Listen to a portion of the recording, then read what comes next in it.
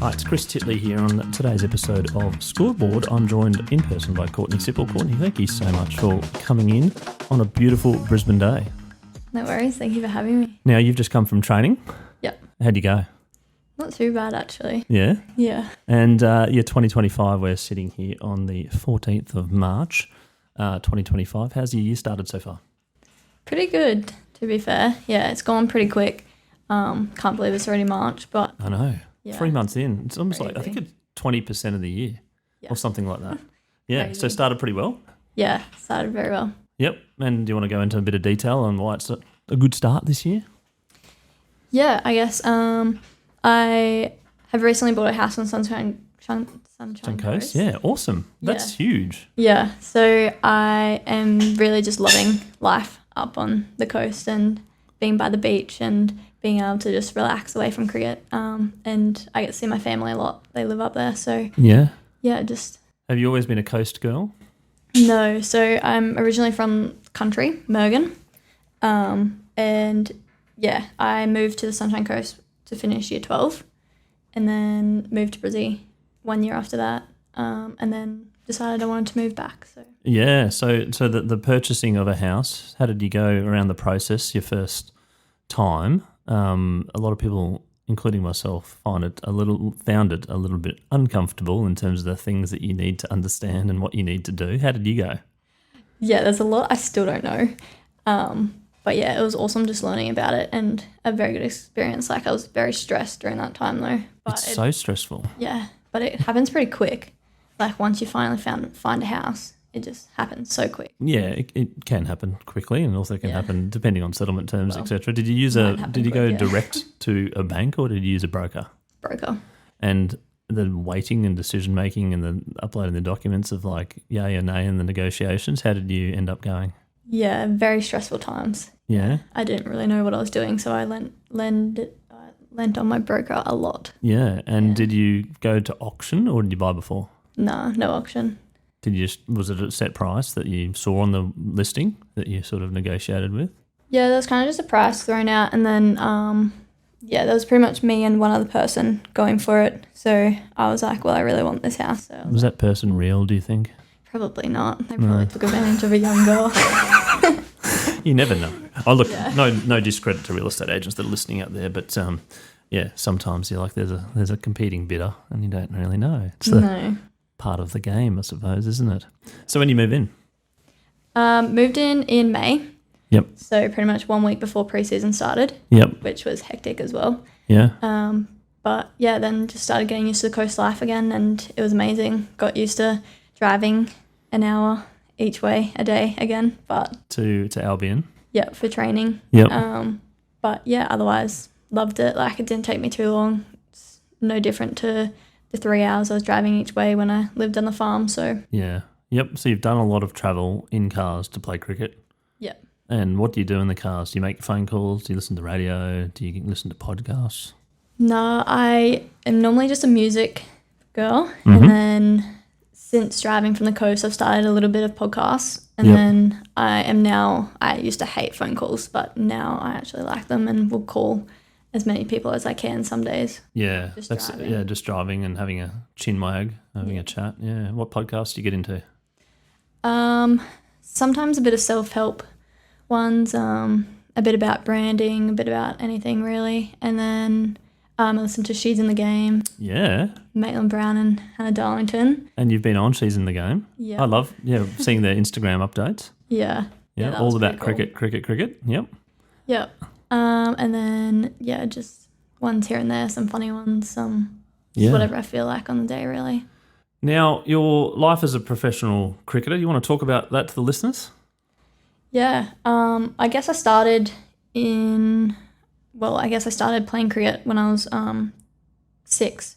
And then from there, I kind of started playing with the boys, made my first Queensland team at 11, and then went from there and made a Queensland team ever since. So, and then I started getting picked up by Queensland Cricket, started training with the Fire Girls at 14, just whenever I could come down. I think Andy Richards was the coach at the time, and he just said, like, you might as well just come and join us, because my brother played in the under 17s Queensland team at the time. So we were just making 2 trips, 1 trip for both of us, which was handy for mum with all the driving. So they were just like, yeah, just jump in, train with us. And so I did that maybe once a week or once a fortnight whenever we went down. And then, I ended up getting my first contract at around 17. So that's basically what the move was to the Sunshine Coast, was just to be that little bit closer to Brisbane so I could train as much as possible while still being at school. Been contracted ever since. Yeah, well, it's not really close to Brisbane, but it is close. It's closer, right? Yeah. So you couldn't pick the Sunshine Coast. No, it's close to Brisbane. It sort of is, right? Yeah. And the trips to Brisbane as a young girl, what were the memories about that, coming down to play cricket in Brizzy, the big smoke? I mean, it was just a lot of traffic, really.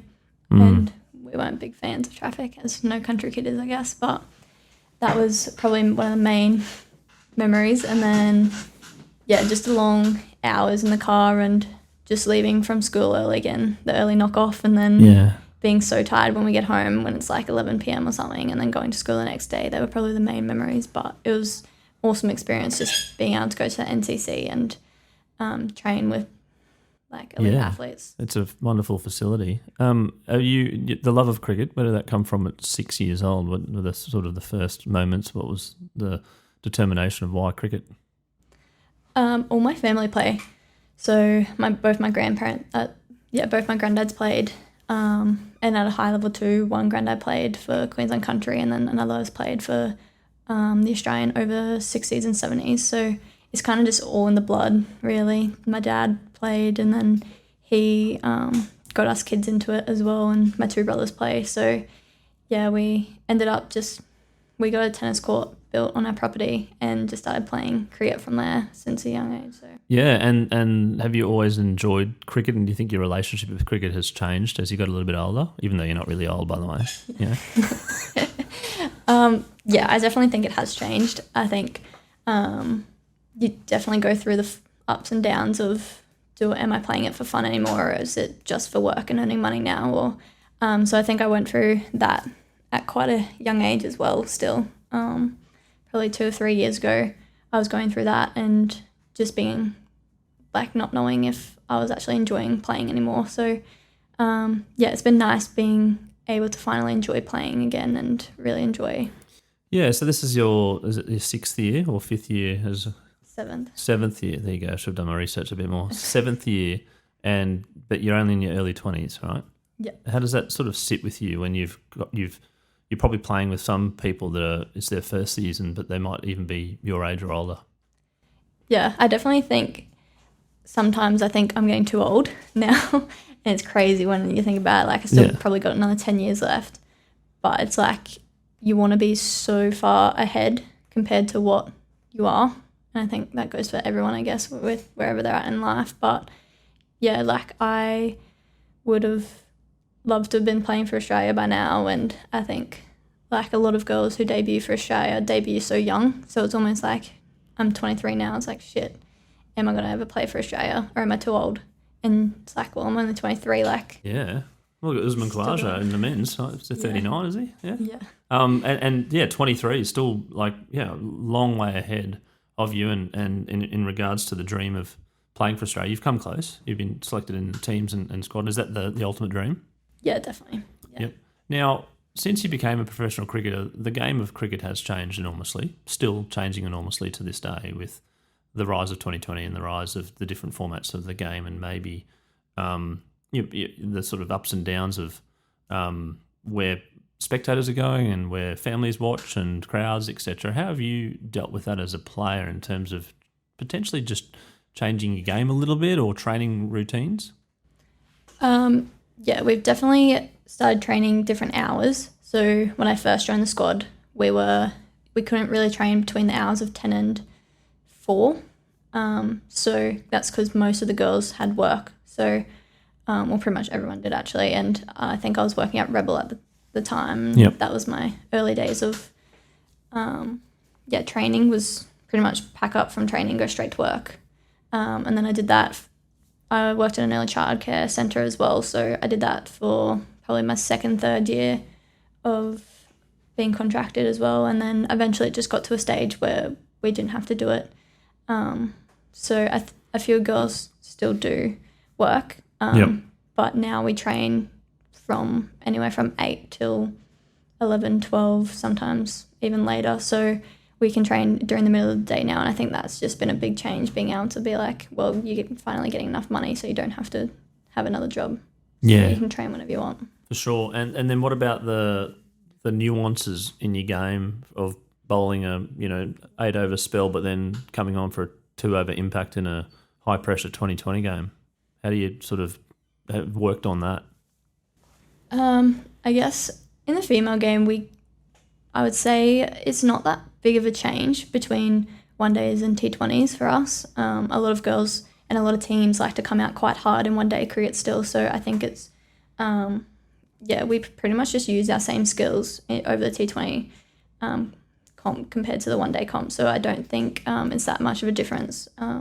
But yeah, it's definitely a lot bigger crowds at T20 games, and just being around that bit more pressure of the T20 games is definitely what I've picked up on the last couple of years as well, like playing in big stadiums. Like I played at the SCG this year, and that was just unreal. Like there was so much noise, and just even not being able to hear anyone on the field compared to what you used to, that was massive change. Yeah, and growing up in Queensland country with not many people probably at the ground to then playing at the SCG, how did you go on when you first took that step onto the SCG and think, oh, I'm actually here now, there's cameras, there's lights, there's lots of people and they're cheering? Did you feel a little bit nervous?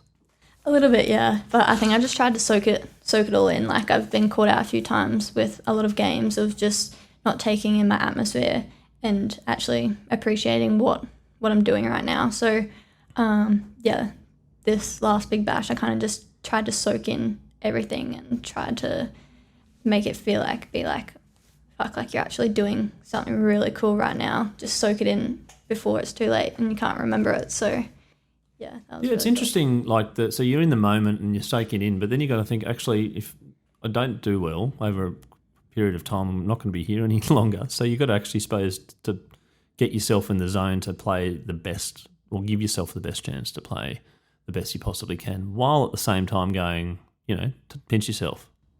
Yeah, definitely. Yeah, I think that just comes down to like backing yourself and having confidence of what you do in training to just bring down the field. And I think the more confident I have from going to training and doing all the hard reps at training, it just makes that a lot easier. And I can actually just be free and know that like my teammates have my back as well. So yeah, let's talk about your teammates and your support network, the people that have backed you through your career. Can you talk about them, give some credit to them? And I suppose when things don't go your way, there's people there by your side saying, keep going, keep pushing. Yeah, definitely. I think this season probably hasn't been one of my best seasons, but I have had an amazing support network with my family, my teammates, and my partner Lockie. Like they've all been amazing, helping me through it. And I got injured at the start of the year as well, so that was a pretty low time for me. So it was just trying to get through that and really lean on my people, because I know sometimes it can get a bit too much and I don't reach out and stuff. So yeah, I think my support team has just been unreal, and yeah, just reaching out to anyone I can, and my family has been amazing. Do you have a mentor or someone that's helped you through your career at all, or is it just more around friends and family? I think more around friends and family, but yeah, there's definitely been some coaches along the way and just different people that you meet, like whether it's someone from that you go on an Aussie A tour with, I think like they can have a massive an impact on your own your own journey, that they maybe see themselves through your own eyes, or something that's a little bit similar to what they've been through. Yeah, definitely. I think Jude Coleman has been a big one for me. She and even Andy Richards and Pete McGiffin, early days, like they are the three that really backed my batting, and they kind of gave me my big break with my batting during underage stuff and first coming into the fire program. Like everyone kind of just knew me as a bowler, and then it kind of escalated from there and was like, well, she can actually bat, so why not bat her in the top order? So yeah, I definitely think they gave me my big break with batting as well. So, and then Let's deep dive a little bit into your skill set in cricket. From the early days, have you been an all-rounder? Were you a batter? Were you a bowler? yeah, probably a bowler. My two brothers are batters, so I used to bowl to them all the time. And then I guess they used to get me out and switch over pretty quickly. So you had, like, your brothers were pretty competitive and they kind of smashed you around a little bit? Yeah, definitely. So I think I got used to, they're both lefties as well. So early days I was very good to bowling to lefties, not so much anymore because I don't play with them anymore. But Do they still play, your older brothers? yeah.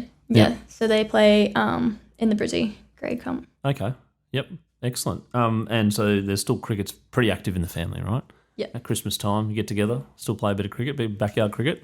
Yeah. Sometimes every time we're at home, we'll play on the tennis court again. And yeah, it just gets so competitive, but it also gets we're so much bigger and stronger now that it's just too easy for us to hit over the fence. So. The lost balls. Yeah. You get the tennis ball out and tape it up? No, not really. We rarely That's do fun that. stuff where you start to get some decent swing. Yeah. And it hurts a little too. Because I think just because it was so easy to hit over the fence that you'd have to tape every single tennis ball, otherwise you're not seeing it again. And then so you're bowling. So you loved bowling. What was it about bowling that attracted you to continue to go, this is pretty good? Yeah. I guess because it's very challenging and it can be very high and low days. You can have a great day and then the next day you get smashed and hit around. So it's a good challenge, and being able to just set batters up in a way and know that you can come back the next ball and get them out even if they hit you for 4. So it's just something that, I've always found I'm in control of completely. Yeah, and I think I saw a podcast recently with Ricky Ponting talking about Shane Warne and talking about bowlers per se, that they're in control. They're the ones that deliver the ball to the batter, and the batter then has to make the decision. But if you alter whatever, then the batter has to change. So you're the ones going, right, okay. Now, when it comes to bowling to a particular batter, how do you go around the strategy side of things? Are you sort of spend a lot of time on that as opposed to the actual technique? Not a huge amount. I like to focus a lot on myself. I think if I'm landing the ball exactly where I want it to go, then good luck. that's nirvana for you. That's ultimate. Yeah, pretty much. And then I'm happy enough just setting my field pretty much almost the same to every batter, and just doing a bit of research and being knowing if they do ramp or having that up the back of my sleeve. That's something that it's unfamiliar to me in my cricket knowledge. Ramping, it just it's the way that the game is going, and I got to admit to it. But it's something which it didn't exist. Even the reverse sweep didn't exist when I was playing. It was like a sweep shot was something. It was like, oh my goodness, they just did a sweep shot. Yeah. Now it's like, oh, they've just done a reverse ramp behind their back with one hand with no looks. Oh yeah, it's just common, So, yeah. And how have you gone with your batting then? You enjoy batting? Yeah, I do I do love batting. It's definitely been a lot of highs and lows as well. Some years I will put a lot of training into my batting and I'll succeed, and then other years I won't spend as much time on my batting, and of course that's when you're not going to bat as well as you would like. So yeah, there's been a lot of highs and lows with batting, but yeah, probably my highlight has been opening for Queensland. That was pretty cool. I think that was the year Georgia Redmayne got injured and we kind of needed an opening batter, and I was scoring all these hundreds at club cricket, so they were kind of like, well, you're doing it in that spot, you might as well try. So yeah, that was a great challenge because it was something I've never done, batting any higher than 8 at for Queensland. So yeah, wow. The key to batting. What's the key to batting? Don't know. You've got hundreds. No, I think patience. Definitely patience. Mark Wahlberg, I remember used to say that he got bored. But obviously batting long periods of time. Well, not necessarily these days in 2020, but the idea of being in the zone and batting for a long period to get 100 is a long period of time, broadly speaking. Yeah, I think the times that I've batted my best is just knowing where I've wanted to take down the bowler. So knowing where they might miss and being like, okay, well, I'm going to hit them here. And if they miss short, I'm going to pull them through here. So I think that's just when I've been my most clearest in my mind coming up against a bowler. That's when I've batted for long periods and scored runs. So Do you use your bowling brain when you're batting? No, No? no, I don't like to do that because most bowlers can muck around with your head anyway. So Okay. they can put one field. So and you're then just bowl in an the zone opposite. batting. You're not going, I wonder what this bowler's going to do. They're going to bowl on one outside off you. I'm going to smash it. You go, no. You don't know. See ball, hit ball. Yeah? Yeah. And have you, in terms of your mantra, is it something like that? That's pretty simple when you bat, see ball, hit ball? Yeah? Pretty much, yeah. Just breathe and watch the ball. I can get quite tense as well. So I think if I'm just staying relaxed and I'm just breathing and just playing what's in front of me, then that's when I play my best as well. When you mentioned before about the highs of lows of cricket, the challenge, the learning, the ups and downs, which is you're sort of a bit addictive to that. When you don't perform your best, what do you do to reflect on? Do you sort of sit back and do you watch the footage, or do you think about, you write some notes? How do you learn from the days that haven't gone so well? I think I used to just watch a lot of footage. I've kind of gone away from that at the moment, which I would like to get back into. It's just being okay with actually seeing where I've missed and stuff.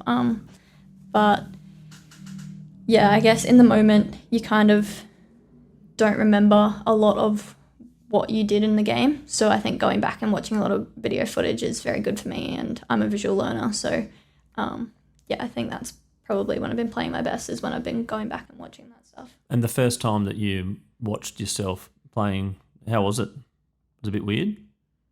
Not really, I guess. Because I've kind of grown up on a lot of video footage being shown to me, because everyone understands that I was a visual learner. So they were like, well, I'm going to film you do this, and then I'm going to film someone who does it well and then show you.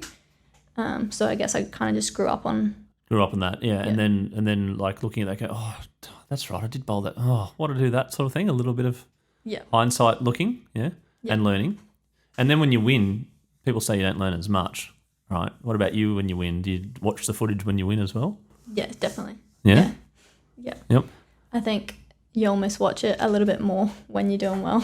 Yeah, true. And then I've chatted to a number of athletes around the team dynamic and what makes a successful team, and a lot of them is know your roles, as well as, obviously high performing individuals within those teams. How have you gone balancing your roles in particular teams versus like maybe there's, something that I could do which probably doesn't fit in the team dynamic or stand out, but actually, it's a bit tricky sometimes. Yeah, I think just being able to adapt has been the key for me, really. Like, because I'm a bowler, just being able to bowl in all three phases of the game, at the start, in the middle, and at the death. So I think if I can nail that, then it doesn't really matter what the captain does, because I'm ready to go for all three phases. So, yeah, and then in the field, the same thing. Like, I'm normally an outfielder. If I get caught in the ring, then just being prepared to do that, if that's training more in the ring stuff, because that's going to help my outfielding anyway. So, just being prepared in all different phases has really helped. And the pressure, now being in your 7th year, how have you found the pressure situations, the cooker moments, right, where there's a lot on the line? How do you go about that now versus the 17-year-old that's playing their first game? Yeah, I think I'm just a lot more relaxed and calm now, and I tend to just breathe and actually take my time. Like, I know when I first started out, I was always like rushed, and I felt like I was like, nah, we're behind, we gotta rush.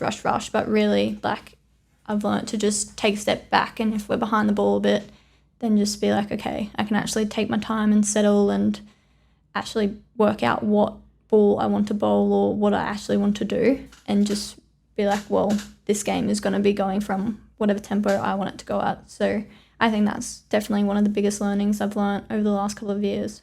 And I'm always fascinated from a cricket point of view, because it's such a long game, where the mind drifts when you're not in action, right? You maybe you're bowling your 6 balls and over, or you're batting, but sometimes you're the non-strikers, and sometimes you're in the field and not bowling for an extended period of time. Where does your mind go? Anywhere, really. Like, I could be thinking about what I'm having for dinner tonight. I could be thinking about what I'm doing next week. Literally anything that pops into my head, I'll just think about it between balls and then be like, okay, switch back on when the ball is running in. Yeah, so on, off, however many times a day, 300 times a day or whatever it might be. Yeah. And then when you're bowling, what are you thinking about? When you're walking back to your mark, what's going through your head? Normally I've assessed where I've missed and then what ball I want to bowl next. And sometimes when I'm walking back to my mark, I'll be like, well, pretty much the same thing. What am I doing for dinner? Whatever I'm thinking about in my head, and then be like, switch back on and be like, okay, well, now what ball am I bowling again? Yep. And then, yeah. And the rise of the Big Bash, which is a fantastic competition. How did you go with the scheduling and the travelling and all that sort of stuff? Yeah, not too bad. Now being part of a Sydney team, it was actually very nice. We don't do as much travelling. So I think there was 2 weeks there that we did like no travelling. I think the Thunder Girls did a bit more than us, but yeah, we had two weeks where we didn't do any travel, which was nice. But yeah, now it being 10 games as well, it happened just so quickly. Like I felt like this season we played a game and then we only had 1 day rest, but you needed to get to a different state. So we ended up flying back to Sydney that same day that we played the game. So then we could have all day off and then play the game the following day. So yeah, the scheduling got very tight. But yeah, I think you just get used to it by the end of it because you know it's only a short period of time. Yep, and then keeping yourself fit physically but also mentally, how have you gone coping with that over the last transition of your career? I think it's just having some me time. Like you're on the road for so long with your teammates that I think just being able to know when you need some time to yourself or when you want to actually hang out with your teammates and go to socialising events and stuff. So yeah, I think once I found that I just like to enjoy my own space and my own company, that I really enjoyed those longer periods of time and travel. And just some days you just want to go and have lunch by yourself and have a couple of pieces of sushi roll and don't open the mouth and let your brain wander, yeah? Yeah, definitely. Don't want that emotional energy of conversation sometimes, yeah? Yeah. Definitely. And what about your downtime? You talked about that. You switch on the phone and watch a bit of Netflix or read a book? Yeah, I'll read books, watch TV shows. I'll watch anything really. I love my crime stuff, whether it's book or watching shows. So yeah. I'll do that. What's your favourite crime show? I'm a big crime man. I love a bit of crime on Netflix. Well, we're currently watching The Night Agent, yes, which is amazing. Have you done to series 2 yet? Just started.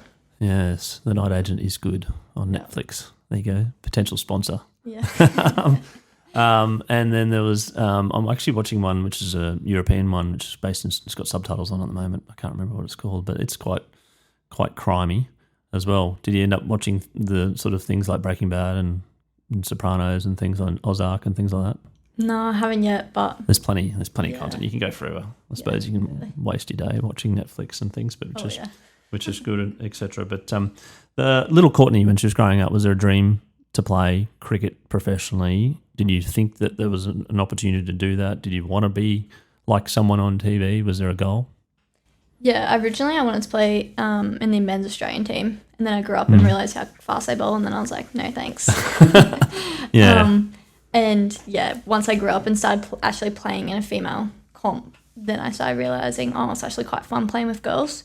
Whereas young Courtney, because we were out in the country, we barely had any females playing, so it was always just with the boys. So I loved playing with the boys and how competitive they were. So yeah, that was why the goal was there to play in the men's. But yeah, slowly started coming across for the Australian women's team, and I started seeing more and more cricket get played, and yeah, it started to come on TV, so it was just in my face then, and I was like, yeah, cool, that's what I want to do. And the rise of women's cricket, it's been fabulous, but it also feels to me like it's almost just the beginning as well. How have you gone the last 7 years in terms of the change, the test matches that are now played, the TV rights, the broadcasting, the colours, the posters, the trading cards, all these things which the men have had for so long, but the game is growing rapidly. Yeah, it definitely is, and I think that goes to show how hard the past players have worked to get us to that stage of being able to be on TV, being able to get paid more, being able to do whatever we wanted to do, really. So, yeah, that's a massive credit to the ACA and our past players that it's gotten to that stage. But I think that's just where this generation is going as well. Everyone wants to see videos. Everyone wants to watch TV, watch it on whatever their platform is. So, yeah, I think it's really exciting. And speaking of platform, Instagram's become a big platform for players and professional athletes to showcase their personal brand, and that's something, again, in my generation that didn't exist. And doing podcasts and being in the media, etc. Your Instagram account's got a big following. How has someone taught you how to do that, or have you just done it organically? And what goes through your mind when you want to post and when you don't want to post? Yeah, I think I've always enjoyed posting on social media. I love just watching other people's content and wanting to create my own. So, but yeah, Holly Furling has been the main person for me.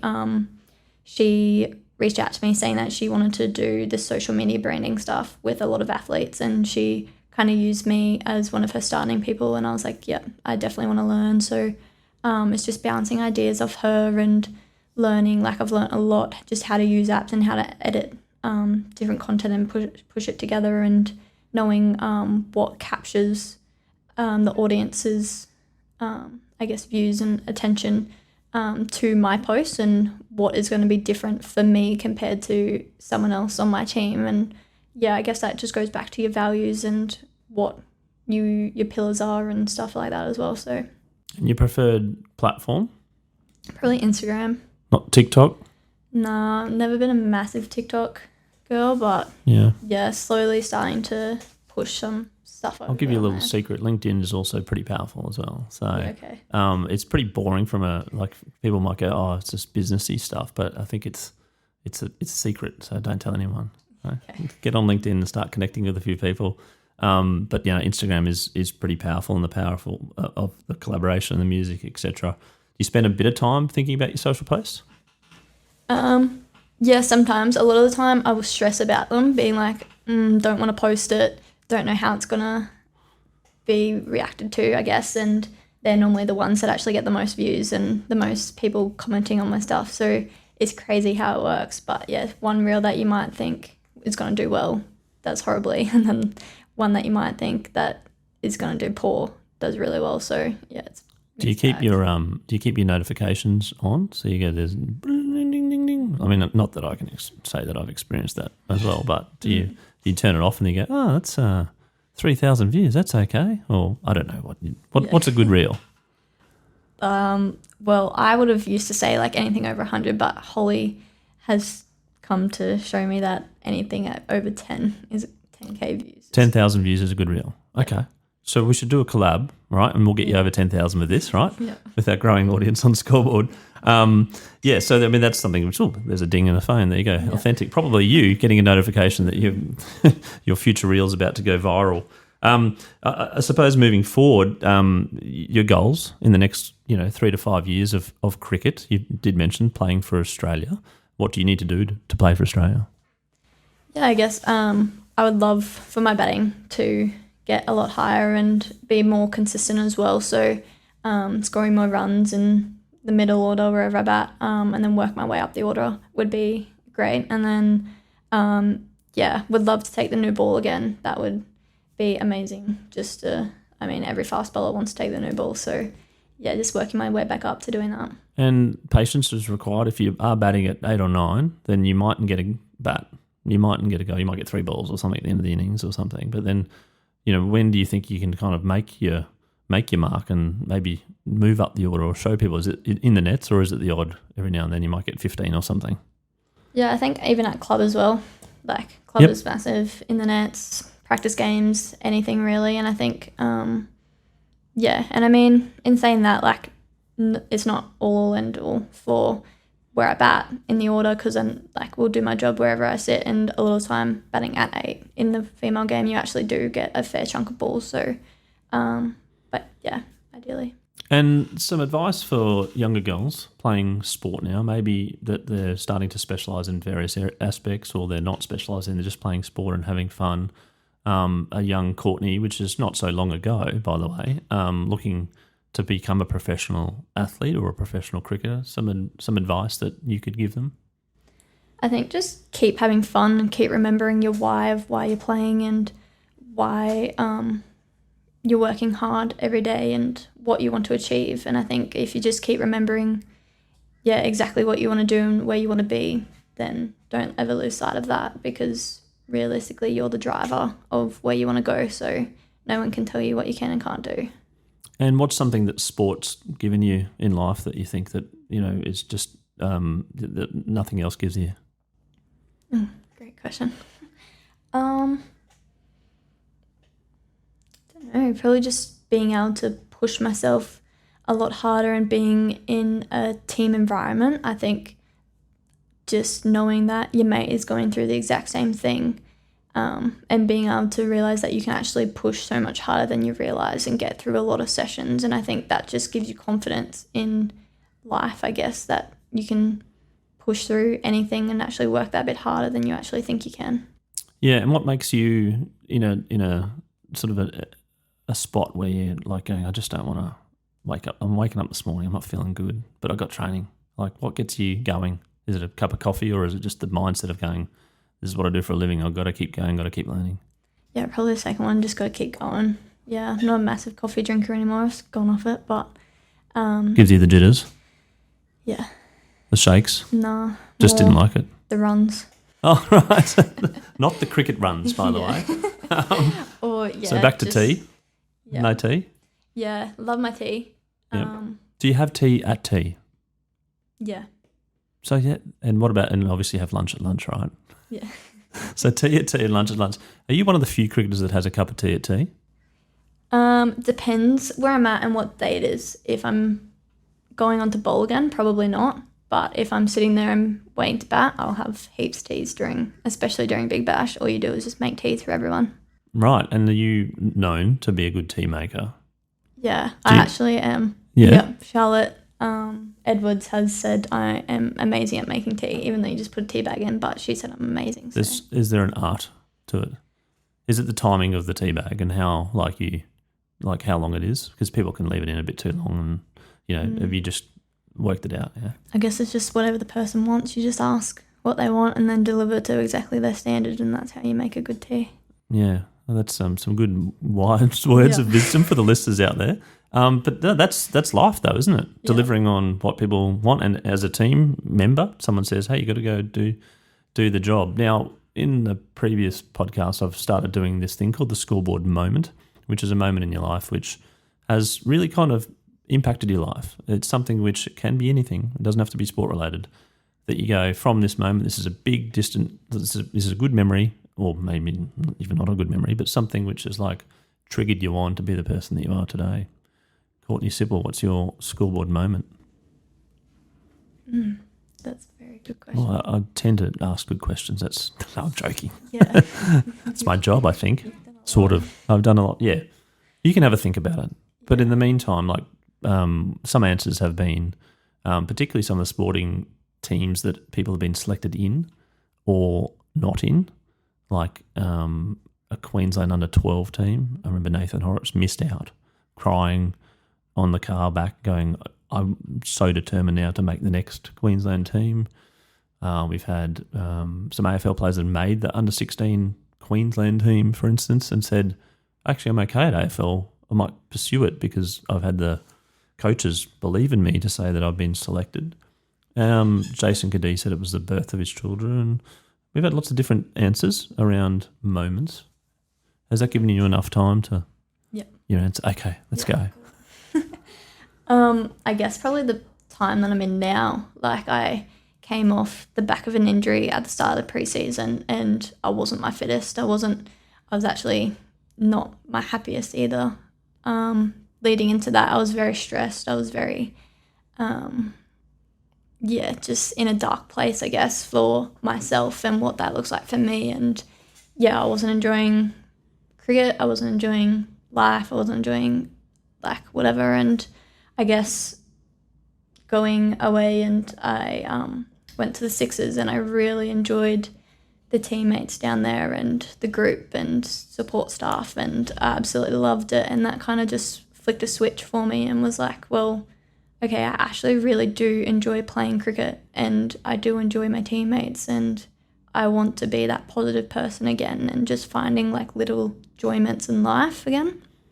And yeah, I guess now being like, well, because of where I was at the start of the season, that's now affected me in pretty much my whole season. So I haven't had a great season, and I haven't been picked in any Aussie A stuff this season. So I guess it's been really hard hitting that. Was like, shit, like, you get your shit together, otherwise your dream's gonna go out the window. So yeah, but I guess I had to realize why I wanted to keep doing it. Like, I couldn't keep doing it for other people. I had to remember why I wanted to do it and what's going to keep me going and keep me ticking. That's a wonderful answer. And for your scoreboard moment, that it's actually kind of present and real too. Yep. And so if we did this podcast in 2 or 3 years' time, it'd be great to see and follow through how this location change as well, change of scenery, change of team, change of scenery has impacted you. I'm going to leave it there, but Courtney, thank you so much for coming on the Scoreboard podcast and telling your story as a professional cricketer in your 7th year. Sorry about saying it was your 6th year, but being still so young at 23 with plenty of opportunity to play for Australia and realise your dream. And as you mentioned, a tough season this year, but you're positive, you're smiling, and you're getting back on your feet. And a change of scenery has helped, and a change of team and dynamic has helped. And I wish you all the best in the coming seasons. Yeah, thank you. Thank you for having me.